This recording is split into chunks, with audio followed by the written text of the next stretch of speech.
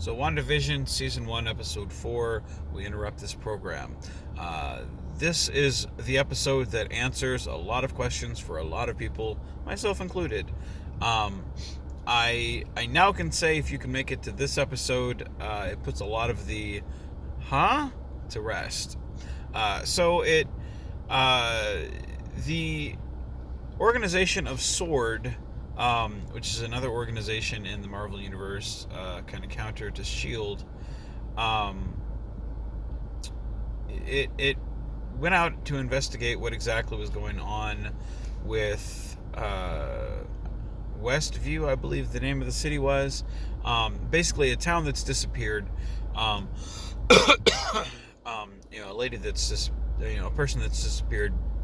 And then they find out the town's disappeared. The CIA agent from Ant-Man was in this. I want to call him Jim from The Office, because anyone that watches The Office will get that reference. But that was a great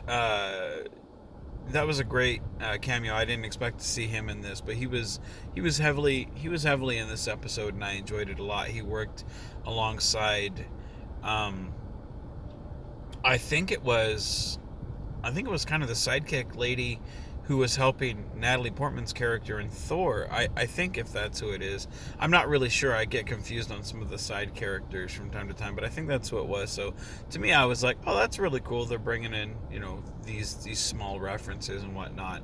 But that was really fun to see that kind of tag team, as the main lady from Sword was kind of taken from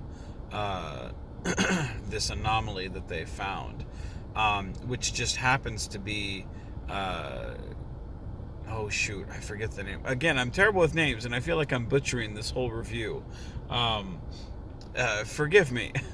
but anyway, she ends up being like the main friend that was with Wanda the whole time. She was the partner in the Magic episode. She was the one that was sitting next to her in the first episode, who was her friend at that little party thing. She was kind of and she was the one that was cast out in. She was the one that mentioned Ultron, So to see this character, actually go into it and kind of get her own origin. That was really, it was really cool and surprising to see. Oh, okay, some real world shit going on here. Cool. And then to see the other, the opposite end of that story get told, to then where we meet them currently, to the end of the last episode, where she's kind of tossed out of the Wanda world.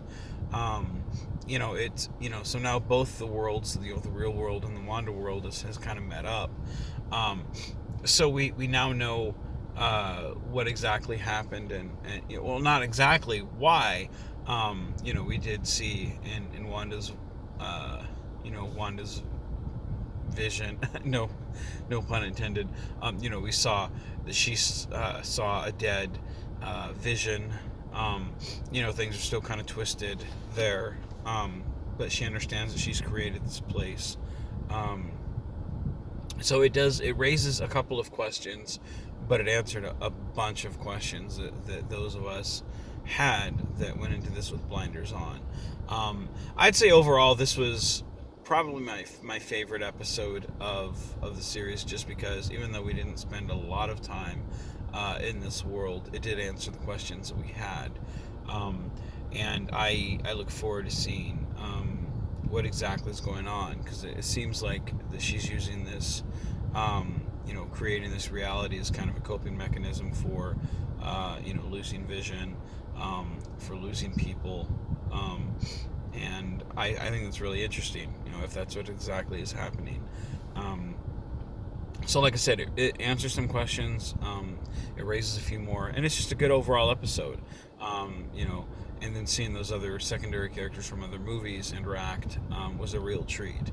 So I look forward to seeing what next week's is, and I enjoyed it, even though I'm still kind of not fully aware. They've made a show that someone like myself can enjoy, even though I don't know everything about all the movies or the comics, So with that in mind, those are just my thoughts. Be general, be genuine, be safe, and keep on geeking on, guys.